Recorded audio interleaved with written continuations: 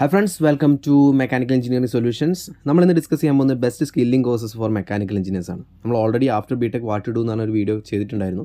ആ വീഡിയോ ഇതുവരെ കാണാത്തവരാണെങ്കിൽ അതിൻ്റെ ലിങ്കും കാര്യങ്ങളൊക്കെ വീഡിയോ ഡിസ്ക്രിപ്ഷനിലും അതുപോലെ തന്നെ ഐ ബട്ടണിലും കൊടുത്തിട്ടുണ്ടാവും. ഈ വീഡിയോയിൽ നമ്മൾ മെക്കാനിക്കൽ എഞ്ചിനീയറിംഗ് കഴിഞ്ഞാൽ ഏറ്റവും ബെസ്റ്റായിട്ട് ചൂസ് ചെയ്യാൻ പറ്റുന്ന സ്കില്ലിംഗ് കോഴ്സസ് ഏതൊക്കെയാണെന്നുള്ള കാര്യങ്ങളാണ് നോക്കുന്നത്. നമുക്കറിയാം ഇന്നത്തെ കാലത്ത് വെറും ബിടെക് ഡിഗ്രി കൊണ്ട് മാത്രം നമുക്കൊരു ജോലി, ഒരു പെർഫെക്റ്റ് ജോലി കിട്ടണമെന്നില്ല. ആ ഒരു ജോലിയിലേക്ക് എത്തിപ്പെടാൻ നമുക്ക് സ്കില്ലും കൂടി ആവശ്യമാണ്. അങ്ങനെയുള്ള ഏത് സ്കില്ലിൽ ജോയിൻ ചെയ്യണം എന്നുള്ള ഒരു ചൂസ് ചെയ്യേണ്ട ഒരു വീഡിയോ ആണ് നമ്മൾ ഈ ഒരു സെഷനിൽ ഉദ്ദേശിക്കുന്നത്. ഓക്കെ, ഫസ്റ്റ് തന്നെ എന്തിനാണ് നമ്മളിപ്പോൾ അപ്പ് സ്കിൽ ചെയ്യുന്ന സംഭവം ഉണ്ടാവുമല്ലോ. അത് മെയിനായിട്ട് നോക്കുകയാണെങ്കിൽ നമ്മൾ ഫ്യൂച്ചറിലേക്ക് നോക്കുകയാണെങ്കിൽ റാപ്പിഡ് ഷിഫ്റ്റ് ടുവാർഡ്സ് ദ ഓട്ടോമേഷൻ്റെ അകത്തേക്കും AI technology, industry 4.0, demand engineer who are adapted to forward thinking. അതായത് എത്ര മുമ്പോട്ട് ഇതിപ്പം നമുക്കിപ്പോൾ ഒരു സ്റ്റെക്ക് ഓൺ ചെയ്ത് നിൽക്കുന്ന ആളുകളാണെങ്കിൽ നമുക്കിപ്പം അതായത് ഒരു 4-5 വർഷം മുമ്പ് പഠിച്ചിറങ്ങിയ ആളുകളെ പോലെ ആയിരിക്കില്ല ഏറ്റവും ഫ്രഷ് ആയിട്ട് പഠിച്ചിറങ്ങുന്ന ആളുകൾ. ഇപ്പോൾ ഇൻഡസ്ട്രിയിലുണ്ടാകുന്ന മാറ്റങ്ങളൊക്കെ അറിഞ്ഞിട്ട് വേണം ആ ഒരു ഇൻഡസ്ട്രിയിലേക്ക് വരാൻ. അതുപോലെ തന്നെ ഫ്യൂച്ചറിൽ എന്തൊക്കെ മാറ്റങ്ങൾ വരാൻ പോകുന്നുണ്ടെന്ന കാര്യങ്ങളും നമ്മൾ അഡ്വാൻസ്മെൻറ്റ് ഇങ്ങനെ ചെയ്തുകൊണ്ടേയിരിക്കണം. അതുകൊണ്ടാണ് അവിടെ സ്കില്ലിങ്ങിൻ്റെ ഇമ്പോർട്ടൻസ് വളരെ കൂടുതലായിട്ട് വരുന്നത്. നമ്മൾ എന്തെങ്കിലും ഒരു കാര്യം പഠിച്ചു കഴിഞ്ഞാൽ അവിടെ തന്നെ സ്റ്റക്കായിട്ട് കാര്യമില്ല, ഇംപ്രൂവൈസ് ചെയ്യണം കുറേ കാര്യങ്ങൾ ഫ്യൂച്ചർ മുന്നിൽ കണ്ടുകൊണ്ട്. അതുപോലെ തന്നെ മൾട്ടി ഡിസിപ്ലിനറി എക്സ്പെർട്ടൈസ്. ഇതെന്ന് പറഞ്ഞു കഴിഞ്ഞാൽ നമുക്കിപ്പം വെറും ബിടെക് മെക്കാനിക്കൽ മാത്രം പഠിച്ചിട്ട് അതിൻ്റെ അകത്ത് അഡീഷണലി നമുക്ക് എന്തെങ്കിലും സ്കില്ല് ഏൺ ചെയ്യാം. ഇപ്പം എംബഡർ പോലെയോ അല്ലെങ്കിൽ വേറെ എന്തെങ്കിലും കൺസ്ട്രക്ഷൻ റിലേറ്റഡ് ആയിട്ടോ CAD ഡിസൈൻ അങ്ങനെ എന്തെങ്കിലും അഡീഷണൽ ഒരു ഇതും കൂടി നമുക്ക് ചെയ്യാൻ പറ്റി കഴിഞ്ഞാൽ അത് നല്ല രീതിയിൽ നമ്മളെ എഫക്റ്റ് ചെയ്യും, നമ്മളെ സഹായിക്കും. അങ്ങനെ വരുന്ന സമയത്ത് the companies are actively seeking engineers to blend the mechanical powers and essential digital skill making cross disciplinary knowledge invaluable. Additional mechanical engineering കഴിഞ്ഞാണെങ്കിൽ അതിന് കൂടെ തന്നെ കുറച്ച് ഡിജിറ്റൽ സ്കില്ലും കൂടി നമുക്കിപ്പം എന്താ പറയുക, എന്തെങ്കിലും ഡിസൈൻ സോഫ്റ്റ്വെയർസ് അങ്ങനത്തെ കാര്യങ്ങളൊക്കെ പഠിക്കാൻ പറ്റിക്കഴിഞ്ഞാൽ അത് ഭയങ്കര ബെനിഫിറ്റ് ആയിരിക്കും. ഇങ്ങനെയുള്ള ആളുകളെ കമ്പനി ചൂസ് ചെയ്യുകയും ചെയ്യും. അതുപോലെ തന്നെ unlock opportunities. Upskilling is directly pathway to convey career advancement, higher earning potential and global opportunities, competitive landscape. അതായത് നമുക്കിപ്പോൾ നമ്മുടെ പിയർ നമ്മൾ നോക്കുകയാണെങ്കിൽ നമ്മളിപ്പോൾ ഒരു ബിടെക് ബാച്ചിനകത്ത് ഒരു 50 പേര് പാസ് ഔട്ടായി, 50 പേരും ബിടെക് കഴിഞ്ഞവരാണ്. അവരൊരു കോമ്പറ്റീഷൻ പോകുന്ന സമയത്ത് അല്ലെങ്കിൽ അവരൊരു ജോലി അപ്ലൈ ചെയ്യുന്ന സമയത്ത് അവർക്ക് ഇൻ കേസ് ആരെങ്കിലും ഒരാൾ അഡീഷണൽ ഒരു സ്കില്ല് ലേൺ ചെയ്തിട്ടുണ്ടെങ്കിൽ ആ ലേൺ ചെയ്ത സ്കില്ല് അവർക്ക് അവിടെ ബെനിഫിറ്റ് ആവും. ഓക്കെ, അതായത് stand out from the crowd എന്ന് പറയുന്നത് നമ്മൾ. അതായത് എന്തെങ്കിലും അഡീഷണൽ സ്കിൽ നമ്മൾ നേടിയെടുക്കാൻ പറ്റിക്കഴിഞ്ഞാൽ നമുക്ക് അവിടെ ഒരു ഓപ്പർച്യൂണിറ്റീസ് അധികം കിട്ടും. ഓക്കെ, ഇനി അടുത്ത് നോക്കുകയാണെങ്കിൽ കോർ ടെക്നിക്കൽ കോഴ്സസ് ഏതൊക്കെയാണെന്ന് പറയുകയാണെങ്കിൽ mastering these foundational technical skills crucial for any mechanical engineering aiming to excel in the modern industry. These tools are methodological are the back bone to product design, analysis and management. അതായത് നമ്മളിപ്പോൾ manufacturing സംഭവത്തിലാണ് focus ചെയ്യുന്നതെങ്കിൽ അവിടെ product design ഉണ്ടാവും, analysis ഉണ്ടാവും, management അങ്ങനത്തെ കാര്യങ്ങളൊക്കെ വരുന്നുണ്ടാവും. ഇതിനൊക്കെ ബേസിക്കായിട്ട് വരുന്ന കോർ ടെക്നിക്കൽ സ്കില്ലിംഗ് കോഴ്സസ് ആണ്. CAD, അതുപോലെ തന്നെ CAE ടൂൾസ് പോലെ finite element analysis, computation fluid dynamics, product life cycle management ഒക്കെ. അതായത് ഒരു മാനുഫാക്ചറിങ് സെക്ഷനിലേക്കാണ് നിങ്ങൾ മെക്കാനിക്കൽ ആയിട്ട് പോകുമെങ്കിൽ ഈ സാധനങ്ങളൊക്കെ ഭയങ്കരമായിട്ട് ഇമ്പോർട്ടൻ്റ് ആണ്. അപ്പോൾ CAD-നകത്ത് വരികയാണെങ്കിൽ AutoCAD, solid works, CATIA, Creo, solid edge, essential design, drafting tools, അതുപോലെ ഒരുപാട് ടൂളുകൾ നമുക്ക് പഠിച്ചിട്ടുണ്ടാവും അല്ലേ. ഓട്ടോക്യാഡാണ് ഏറ്റവും ബേസിക്, ബാക്കി ഒരുപാട് ടൂളുകൾ അതിൻ്റെ റെപ്ലിക്കേറ്റ് പോലെ ഒരുപാടെണ്ണം വരുന്നുണ്ട്. അങ്ങനത്തെ ടൂളുകളും കാര്യങ്ങളൊക്കെ നമ്മൾ ഫെമിലൈസ് ചെയ്യേണ്ടി വരും. അതുപോലെ തന്നെ ഫൈനൈറ്റ് എലമെൻറ്റ് അനാലിസിസ് ആണെങ്കിൽ FAE എന്ന് പറയും, ANSYS, Abaqus for simulating stress and strain thermal performance. അതായത് നമ്മൾ ഓൾറെഡി ഡിസൈൻ ചെയ്തൊരു സാധനം, ഒരു എന്തെങ്കിലും ഒരു എന്താ പറയുക മെഷീൻ അല്ലെങ്കിൽ എന്തെങ്കിലും കാര്യങ്ങൾ നമ്മൾ ഡിസൈൻ ചെയ്തു. ആ ഡിസൈൻ ചെയ്ത സാധനത്തിനകത്തേക്ക് ലോഡും കാര്യങ്ങളൊക്കെ വരും. ആ ലോഡും കാര്യങ്ങളൊക്കെ വരുന്ന സമയത്ത് അതിനകത്തുണ്ടാകുന്ന സ്ട്രെസ്സും സ്ട്രെയിനും കാര്യങ്ങളൊക്കെ മനസ്സിലാക്കി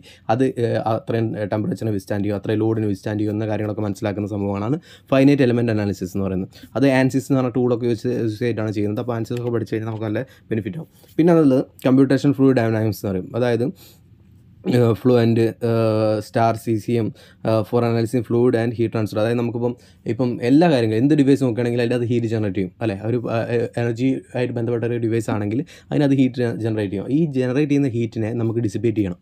അതായത് ഒരു മെഷീൻ്റെ അകത്ത് ഉണ്ടാക്കുന്നത് ഇപ്പം എന്തെങ്കിലും മെഷീൻ, ഇപ്പോൾ ഒരു മോട്ടറോ അല്ലെങ്കിൽ ഈവൻ നമ്മുടെ ഫോണിന് നോക്കി കഴിഞ്ഞാൽ അതിനകത്ത് ഹീറ്റ് ഡിസിപ്പേഷന് വേണ്ടിയിട്ട് നമ്മൾ അതിൻ്റെ അകത്തൂടെ ലിക്വിഡ് കൂളിംഗ് എന്നൊക്കെ പറഞ്ഞിട്ട് കൊടുക്കാറില്ലേ.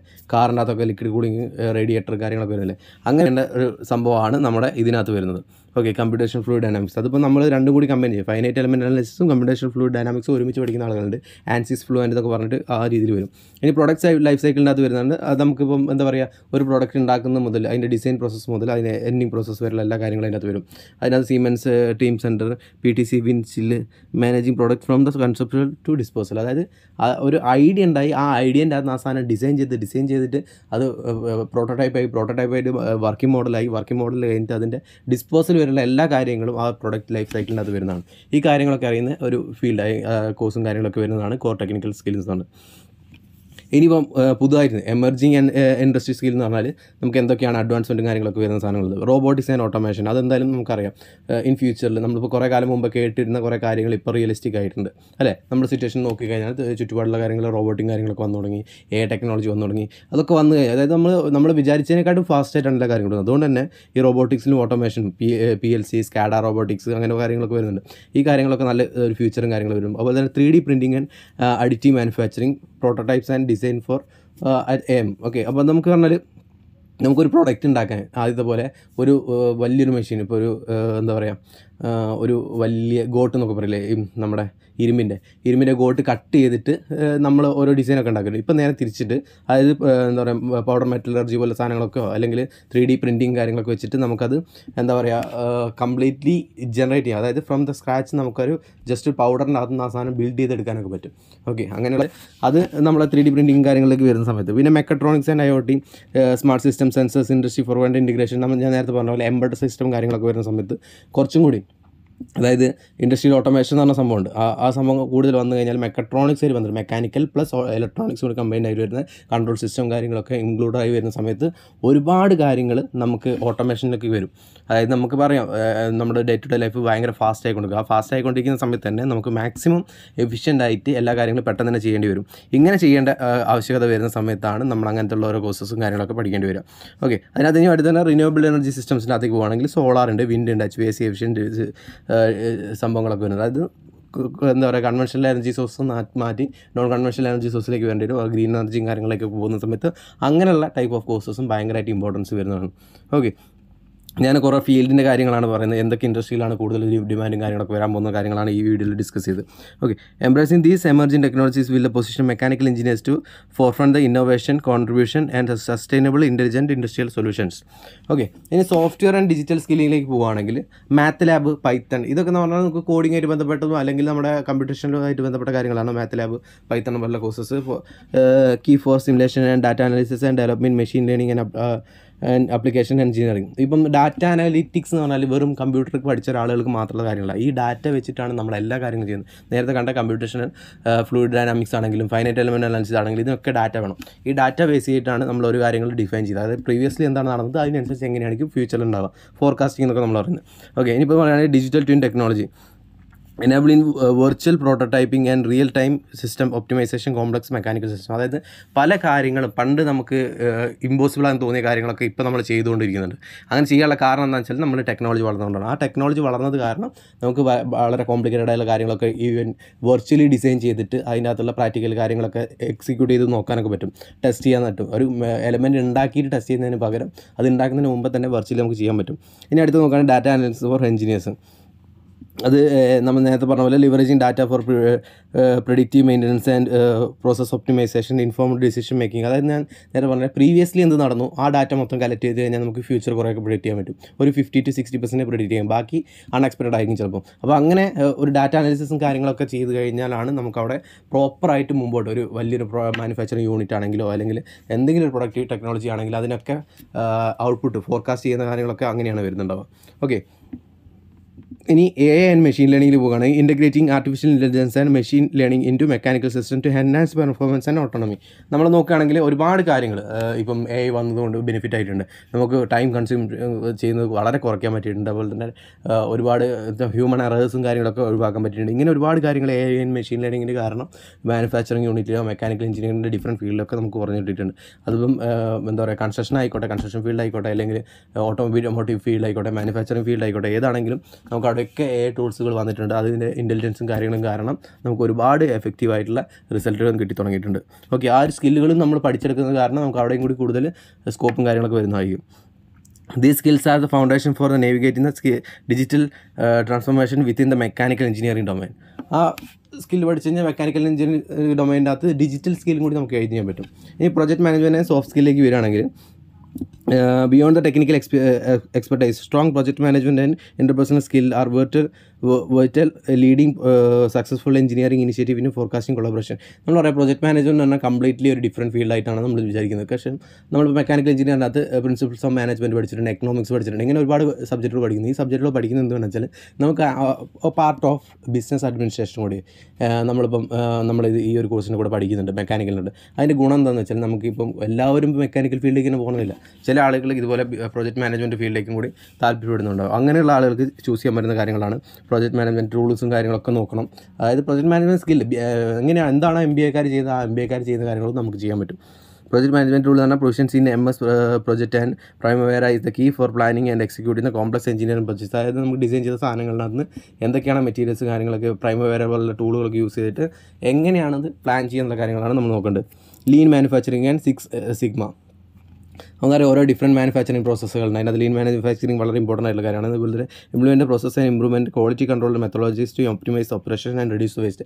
ഏറ്റവും മിനിമം വേസ്റ്റിൽ ഏറ്റവും ഒപ്റ്റിമൈസ് ആയ രീതിയിൽ ഏറ്റവും കോസ്റ്റ് കുറഞ്ഞ രീതിയിൽ മാനുഫാക്ചറിങ് ചെയ്യുക. ആ മാനുഫാക്ചറിങ് ചെയ്യുന്ന കാര്യങ്ങളൊക്കെ പഠിച്ചെടുത്ത് കഴിഞ്ഞാൽ തന്നെ നമുക്ക് ഏതൊരു കമ്പനിയിൽ പോയി കഴിഞ്ഞാൽ നമുക്ക് അവിടെ കാര്യങ്ങളും എഫക്റ്റീവായിട്ട് എക്സിക്യൂട്ട് ചെയ്യാൻ പറ്റും.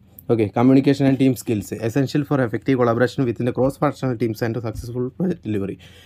നമ്മൾ നോക്കുന്ന സമയത്ത് നമ്മളിപ്പോൾ ഒരു മാനേജ്മെൻറ്റ് റോളാണ് എത്തിക്കുന്നതെങ്കിൽ നമ്മൾ ഒരുപാട് ഫംഗ്ഷൻസിനെ ഹാൻഡിൽ ചെയ്യേണ്ടി വരും. ഈ ഒരുപാട് ഫംഗ്ഷനിൽ ഹാൻഡിൽ ചെയ്യുന്ന സമയത്ത് അവിടെ പ്രോപ്പറായിട്ട് എക്സിക്യൂഷൻ നടന്നിട്ടില്ലെങ്കിൽ, നല്ല കമ്മ്യൂണിക്കേഷൻ ഇല്ലെങ്കിൽ ആ ടീമിൻ്റെ അതുള്ള ഓരോ ഭാഗത്തുള്ള കോൺട്രിബ്യൂഷനും ഡിഫറൻ്റ് ആയിട്ട് കുറഞ്ഞുകൊണ്ടിരിക്കും. അത് കുറയാതിരിക്കണമെങ്കിൽ നമ്മൾ നല്ല സ്കില്ല് ആയിരിക്കണം, കമ്മ്യൂണിക്കേഷൻ സ്കില്ല് ഉണ്ടായിരിക്കണം, അതുപോലെ തന്നെ ടീം ഹാൻഡ്ലിംഗ് സ്കില്ലും കൂടി നല്ല രീതിയിൽ ഉണ്ടായിരിക്കണം. അതുപോലെ തന്നെ എൻ്റർപ്രണർഷിപ്പ് ആൻഡ് ഇന്നോവേഷൻ. നമ്മൾ അടുത്ത സ്റ്റേജിലേക്ക് പോകുകയാണെങ്കിൽ നമുക്കൊരു സ്വന്തമായിട്ടൊരു സ്ഥാപനം തുടങ്ങണം. അതുപോലെ തന്നെ ഓരോ ഐഡിയോളജി പുതിയ കാര്യങ്ങൾ പഠിച്ചെടുത്തിട്ട് മുമ്പോട്ട് പോയി കഴിഞ്ഞാൽ മാത്രമാണ് അവിടെ പുതിയ ഇമ്പ്രൂവ്മെൻറ്റ് ഉണ്ടാവുള്ളൂ. Cultivating and mind set for developing a new venture and innovating solution for within the engaging engineering field തന്നെ. ഓക്കെ, ഇനിയിപ്പോൾ സർട്ടിഫിക്കേഷനിലേക്ക് പോകുകയാണെങ്കിൽ industry certification to add value. നമുക്കിപ്പം എഞ്ചിനീയറിംഗിൻ്റെ കൂടെ BTech പ്ലസ് അല്ലെങ്കിൽ BTech BE കഴിഞ്ഞ് കഴിഞ്ഞാൽ നമുക്ക് എന്ത് സ്കില്ലുകളൊക്കെയാണ് കൂടുതൽ ബെനിഫിറ്റ് ആവുന്ന കാര്യങ്ങളാണ് നോക്കുന്നത്. Certification validate your expertise and significant enhancement in your mentality, marketability and opening doors to advance knowledge. ഞാൻ നേരത്തെ പറഞ്ഞ തന്നെ stand out from the crowd. നിങ്ങളെല്ലാ കൂട്ടുകാരെല്ലാവരും BTech കഴിഞ്ഞായിരിക്കും. നിങ്ങൾക്ക് എന്തെങ്കിലും അഡീഷണൽ സ്കിൽ ഉണ്ടെങ്കിൽ നിങ്ങൾക്ക് അവിടെ ജോബ് ഓപ്പർച്യൂണിറ്റി കൂടും. അങ്ങനെയുള്ള സംഭവങ്ങളാണ് certified sold works and professional CSWP എന്ന് പറഞ്ഞാൽ ഡെമോൺസ്ട്രേറ്റ് അഡ്വാൻസ് CAD പ്രൊഫഷൻസി. CAD-നകത്തുള്ള നിങ്ങൾ ഡിസൈനിങ് ഫീൽഡിലേക്ക് പോകുന്ന ആളുകൾക്ക് വളരെ ഇമ്പോർട്ടൻ്റ് ആണ്. പിന്നെ ANSYS certification, valid expertise in simulation and analysis. നമ്മൾ നേരത്തെ പറഞ്ഞതിൻ്റെയൊക്കെ മെയിൻ സർട്ടിഫിക്കേഷൻ കാര്യങ്ങളാണ് പറയുന്നത്. Lean 6 sigma green black belt. Okay, അവിടെ for process improvement and quality management. PMP project management and professional, ഈ global standard for project management. AWS cloud for engineers crucial for IoT digital twins and large scale instrumentations. അതായത് നമ്മുടെ with mechanical plus digital സ്കില്ലും കൂടി learn ചെയ്ത് കഴിഞ്ഞാൽ അവിടെ ഒരുപാട് improvement ഉണ്ടെന്ന കാര്യം പറഞ്ഞു. അതിനുള്ള എന്താ പറയുക സർട്ടിഫിക്കേഷൻ കാര്യങ്ങളാണ് നമ്മൾ ഡിസ്കസ് ചെയ്യുന്നത്. ഇനി ഒരു കരിയർ പാത്ത് വേ അപ്പ് സ്കില്ലിംഗ് എന്ന് പറഞ്ഞു കഴിഞ്ഞാൽ നമുക്കിപ്പോൾ നോക്കുകയാണെങ്കിൽ ഡിസൈൻ എഞ്ചിനീയർ ആണെങ്കിൽ CAD, FEM, മെറ്റീരിയൽ നോളജ് അങ്ങനത്തെ കാര്യങ്ങളൊക്കെ ആൾക്ക് വേണ്ടി വരും. അതുപോലെ ഓട്ടോമേഷനിലേക്ക് പോകുകയാണെങ്കിൽ PLC, റോബോട്ടിക്സ്, കൺട്രോൾ സിസ്റ്റം ഇങ്ങനത്തെ കാര്യങ്ങൾ. പിന്നെ R&D research and development engineering പോകുകയാണെങ്കിൽ പ്രോട്ടോടൈപ്പിംഗ്, ടെസ്റ്റിംഗ്, ഇന്നോവേഷൻ ഇങ്ങനത്തെ കാര്യങ്ങളൊക്കെ നോക്കേണ്ടി വരും. പ്രൊജക്ട് മാനേജ്മെൻറ്റിംഗ് ആണെങ്കിൽ project planning, budgeting, stake holder management ഇങ്ങനത്തെ കാര്യങ്ങളൊക്കെ. Upskilling unlock the diverse and rewarding career trajectory allowing your self specialisation or transition to high demand role. അതായത് നിങ്ങളിപ്പം ഏതെങ്കിലും ഒരു ജോലി സ്റ്റെക്കായി കിടക്കുകയാണ്. ആ സ്റ്റെക്കായി കിടക്കുന്ന ജോലിയിൽ നമുക്ക് വലിയ പ്രൊമോഷനും കാര്യങ്ങളൊന്നും എക്സ്പെക്ട് ചെയ്യുന്നില്ലെങ്കിൽ നിങ്ങൾ എന്തെങ്കിലും ഇതുപോലെ സ്കില്ല് ലേൺ ചെയ്തിട്ട് അടുത്ത സ്റ്റേജിലേക്ക് നിങ്ങൾ ചാടണം. അങ്ങനെ ചാടാൻ പറ്റുന്ന ഒരു ഏരിയ ആണ് ഞാനീ പറഞ്ഞ പോലെ ഇത്രയും സ്കില്ലുകളും കാര്യങ്ങളൊക്കെ. കൺക്ലൂഷൻ നമ്മൾ പറയുകയാണെങ്കിൽ in A rapid evolving industry landscape mechanical engineers must commit to continuous learning to stay competitive. The fusion of digital literacy with core domain expertise is non-negotiable in the future proofing your career. അതായത് നിങ്ങൾ പഠിച്ചുകൊണ്ടേ ഇരിക്കേണ്ടി വരും. പഠിച്ചുകൊണ്ടേ ഈ competitive എൻവയോൺമെൻറ്റിൽ maximum നിങ്ങളുടെ ഭാഗത്ത് നിന്ന് എഫേർട്ടും വേണ്ടി വരും. എന്നാൽ മാത്രമാണ് നമുക്ക് അവിടെ as A part of this ഒരു റിസൾട്ട് ഉണ്ടാവുള്ളൂ. ഓക്കെ, ടേക്ക് അവേ എന്ന് പറയുന്നത് നമുക്ക് ഇതിൻ്റെ അകത്ത് ഇത്രയും കണ്ട വീഡിയോ കണ്ടതിനായിട്ട് നിങ്ങൾക്ക് എന്താണ് മനസ്സിലായത്? നിങ്ങൾക്ക് ഓൾറെഡി കാര്യങ്ങളൊക്കെ മനസ്സിലായിട്ടുണ്ടാവും. എന്തൊക്കെ കാര്യങ്ങളാണ് നമ്മൾ ഫോക്കസ് ചെയ്യേണ്ടത്. അതായത് ജസ്റ്റ് ഒരു BTech കൊണ്ട് മാത്രം നമുക്ക് ഇന്നത്തെ കാലത്ത് പിടിച്ചേക്കാൻ പറ്റില്ല. ഒരു സ്കില്ലിങ്ങിൻ്റെ വളരെ ഇമ്പോർട്ടൻ്റ് ആണ്. Invest your course that combine mechanical core with digital transformation to unlock your full potential. With the mechanical ബാക്കി ഈ പറഞ്ഞ പോലെ എന്തെങ്കിലും ഡിജിറ്റൽ സ്കില്ലും കൂടി നിങ്ങൾക്ക് ഏൺ ചെയ്യാൻ പറ്റിക്കഴിഞ്ഞാൽ നിങ്ങൾക്ക് ഭയങ്കരമായിട്ട് അവിടെ റിസൾട്ട് ഉണ്ടാക്കാൻ പറ്റും. ഓക്കെ, അപ്പോൾ ഇത്രയും കാര്യങ്ങളാണ് നമ്മൾ ഡിസ്കസ് ചെയ്യുന്നത്. ഒരുപാട് കണ്ടന്റുകൾ ഇതിന് ബാക്കിയായിട്ട് വരും. ഇതിപ്പോൾ മെക്കാനിക്കൽ എഞ്ചിനീയറിംഗ് നടന്ന അടുത്ത ക്ലാസ്സിൽ നമുക്ക് വേറെ ഏതെങ്കിലും എഞ്ചിനീയറിംഗ് സ്ട്രീമിൻ്റെ ഇതുപോലെ അപ്പ് സ്കില്ലിംഗ് കാര്യങ്ങളൊക്കെ പറയാം. ഇത് ബേസിക് നോളജ് മാത്രമായിട്ടുള്ളൂ. ഒരുപാട് കോഴ്സസിനെ പറ്റി ഡിസ്കസ് ചെയ്യാനുണ്ടാവും. നിങ്ങൾക്ക് ഇതിനെപ്പറ്റി കൂടുതൽ അറിയണമെന്നുണ്ടെങ്കിൽ താഴെ കമൻറ്റ് ചോദിക്കുക. കമൻറ്റ് ചോദിക്കുന്നതനുസരിച്ച് നിങ്ങൾക്ക് ഓരോ കണ്ടന്റുകൾ ഞാൻ പ്രൊവൈഡ് ചെയ്യുന്നതായിരിക്കും. ഓക്കെ, അപ്പോൾ ഓൾ ദി ബെസ്റ്റ്. നമുക്കിനി ഒരു നല്ല സക്സസ്സിലേക്ക് പോകണം. ചാനൽ ഇതുവരെ സബ്സ്ക്രൈബ് ചെയ്യാത്തവർ സബ്സ്ക്രൈബ് ചെയ്ത് ഫോളോ ചെയ്യുക. നിങ്ങളുടെ ഫ്രണ്ട്സ് ആയിട്ടുള്ള എല്ലാ എഞ്ചിനീയേഴ്സിനും ഷെയർ ചെയ്ത് കൊടുക്കുക. കാരണം ഇവിടെ മെക്കാനിക്കൽ എഞ്ചിനീയേഴ്സ് മാത്രമല്ല, എല്ലാ എഞ്ചിനീയേഴ്സിൻ്റെ കണ്ടന്റുകളും നമ്മൾ ഇവിടെ പ്രൊവൈഡ് ചെയ്യുന്നതായിരിക്കും. Thank you.